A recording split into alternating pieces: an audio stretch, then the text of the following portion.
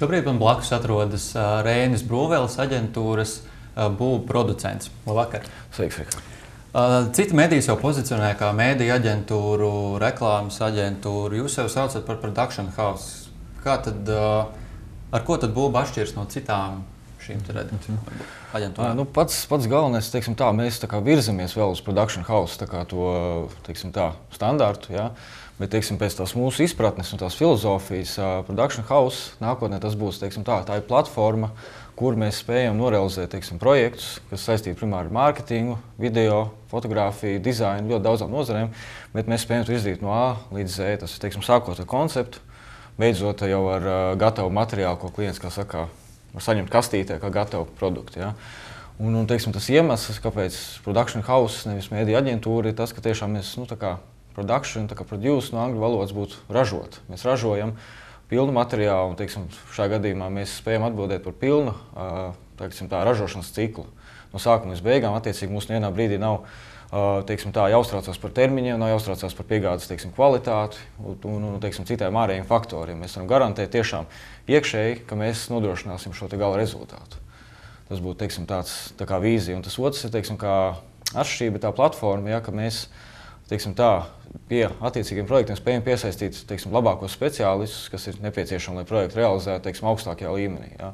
Mums, teiksim, ir tāda iegājies teiciens būvu kvalitāte, ar to mēs saprotam tiešām produktu, kurš ir ne tikai vizuāli pievilcīgs, bet produktu, kurš strādā, cilvēks viņu skatoties, viņš tiešām, teiksim, var just līdzi, viņš var sajust to, ka tas tieši attiecinās, viņš jūtas gaidīts vienkārši šajā vidē, teiksim tā. Kāda varbūt jūs varētu pastāstīt, kādi ir jūsu tie lielākie projekti varbūt līdz šim? Varbūt arī plānoti nākotnē? Jā, uz doto brīdi lielākie projekti, laikam jāsāk tieši ar, teiksim, vietu, kur mēs idejiski atrodamies televīzijā. Lielākais projekts bija Latvijas drifta karaliene, kas gāja TV6. Un bija par, teiksim, iedvesmojošs stāsts par Kristenu, drifta braucēju, sievieti, kura, teiksim, no nulles pa lielam pašspēkiem ir sameklējusi visu nepieciešamo, lai jau startētu starptautiskā čempionātā, Ungārijā, jā. Teiksim, pierādīt sevi, kā šoreiz sanāca kā otru labāko braucēju Eiropā. Šis bija tas projekts, kurš bija mūsu lielākais, tāpat laikā arī perfekti atbildēja mūsu filozofijai, ka mums jārada iedvesmojoši stāsti, kas parādītu, teiksim, mūsu tautiešiem, ka mēs spējam izdarīt vairāk bez ārējiem resursiem. Ja.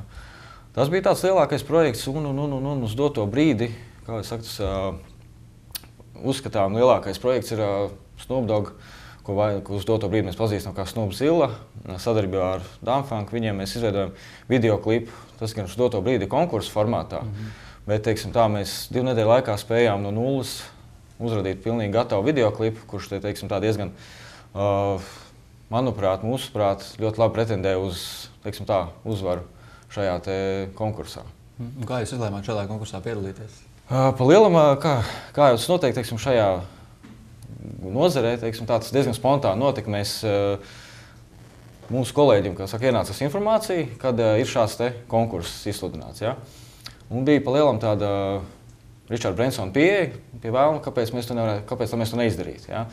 Un tiešām tad mēs sapratām, ka jāiet uz maksimumu, jo pretējā gadījumā vienkārši, ja mēs netaisītu to augstākajā kvalitātē, mums nebūtu jāiet vispār piedalīties. Ja? Jo mēs uz startēšanas brīdi nezinājām, kāda konkurence, mēs nezinājām, kādi būs tie, kā es saku, tie gala darbi rezultātā. Ja? Un attiecīgi mēs spiedām to maksimumu un, teiksim rezultāts pagaidām, teiksim ir apmēram 46,000 cilvēki YouTube noskatījušies savu klipu, 5,000, ja nemaldos, ir jau apstiprinājuši, ka viņiem patīk šis klips. Ja?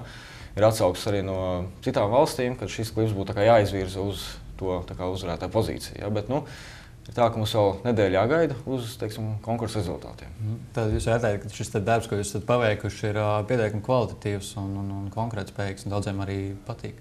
Jā, mēs uzskatām, teiksim, protams, pašiem jau ļoti patīk šis klips, ja, bet, teiksim, ir arī, kā jūs minēju, atsauksmes no ārpuses. Cilvēki ir atzinuši viņu par labu esam arī, teiksim, jau starptautiskā mērogā. Ja, teiksim, tas, kā mēs taisījām šo klipu, ir balstoties uz to, ko Snoop Doggs jau savā laikā ir taisījis, uz to, kas viņam patīk, radot to vidi, atlasot personāžus un tos elementus tā, lai tas klips nostrādā, teiksim, tieši desmitniekā, lai viņš būtu patīkams gan skatītājiem, gan pašam Snoop Doggam. Bet, kā lai saka, tas gala vārds, protams, joprojām ir viņam.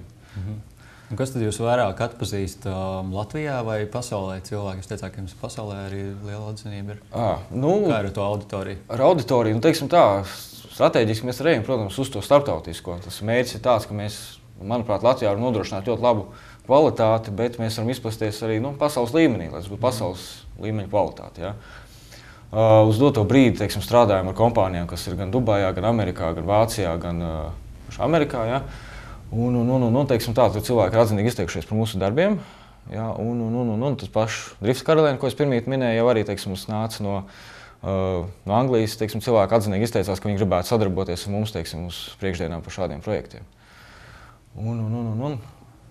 Teiksim tā, tas ir tas mērķis, uz ko mēs ejam katrā ziņā. Būs piedalās arī projektā Mākoņskrējējs. Varbūt jūs varētu pastāstīt par šo projektu. Jā, tas ir, teiksim tā, projekts tieši no apmēram 12-14 stundas līdz palaišanas brīdim. Čaļi jau kādus mēnesi, pusotru gatavojušies tam visam projektam.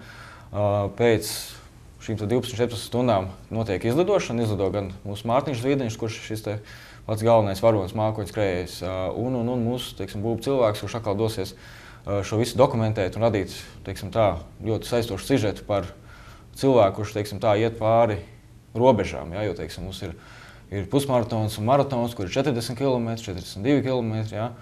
Bet šie ultramaratoni, kuros piedalās Mārtiņš Zvīdeņš, ir krietni virs 100. Šajā gadījumā tie ir 125 km Kanāriju salu, Gran Kanāriju salā.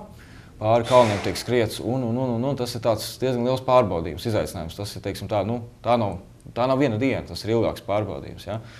Un arī šis projekts, teiksim, tā atspoguļo to mūsu, teiksim, tā kā filozofiju, ja, kas spiež uz to, ka mēs varam iedvesmot cilvēks, kurš no, kā lai saka, dzīvoklī sēdošs datorcilvēku, kurš sēž visu laiku pie datora, ja?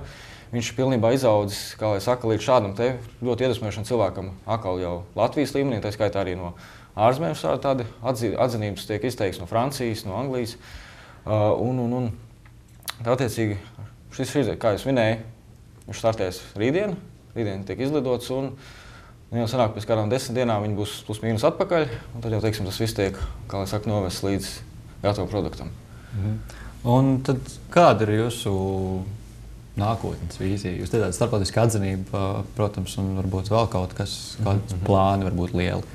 Nē, teiksim tā nākotnes vīzija, kā jūs minējāt, mēs esam tā kā platforma, ja, kas varētu piesaistīt Latvijā labākos cilvēkus, un varbūt dažus cilvēkus šaubās par savu to līmeni, ja, bet mūsu mērķis ir tiešām maksimāli daudz, teiksim, ne radīt darba vietas, bet radīt daudz uzņēmējus, ja, kas vadītu jau vairākus, teiksim tā, savus sirdslietas, ja, un babas tos, teiksim, augstākā līmenī, un spētu nodrošināt, nezinu, savu ģimenēm, teiksim, iztiku, un tajā laikā, teiksim, piepildīt savus sapņus tā filozofiski izsakoties. Ja? Un tas būtu tā galvenā nākotnes vīzija, ļoti, teiksim, tāda lineāra, ja? Tātad no Latvijas uz pasauli, ja? Bet ar pašu cilvēkiem, teiksim tā.